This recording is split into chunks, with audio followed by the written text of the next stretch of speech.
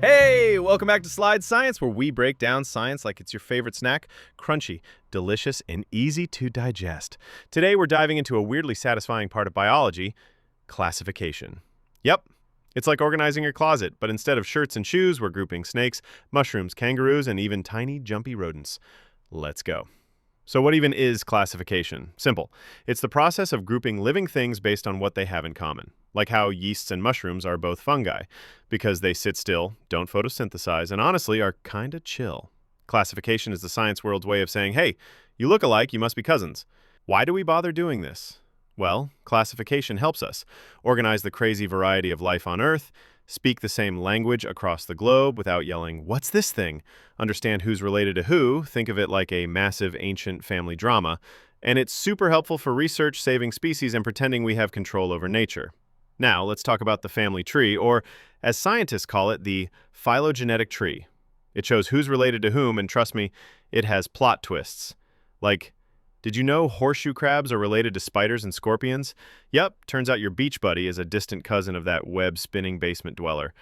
Biology is basically a soap opera. Here's where the fun begins, the dichotomous key. This tool is like playing 20 questions, but science-y. You answer yes or no to each question and slowly narrow down your mystery creature. Does it lay eggs? Yes. Does it have feathers? No. Does it wear sunglasses? Okay, no, not that one, but you get the idea. It's all about contrasting characteristics. Super useful and weirdly satisfying. Benefits. So what's in it for us? We get to understand biodiversity better. We discover new species. Hello, glow-in-the-dark sea cucumber. We can name organisms that don't even have Instagram handles yet.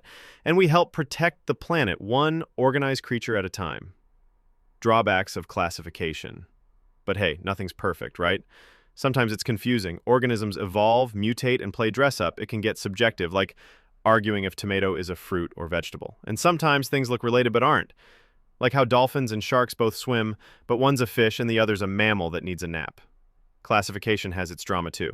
All right, Brainiacs, here's the lowdown. Classification, grouping organisms based on shared traits. Why? Because the world is wild and messy and we like tidy boxes. How?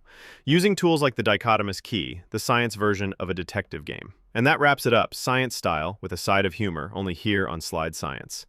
Like, comment, subscribe, and don't forget to classify your snacks. You know, cookies go in the top drawer.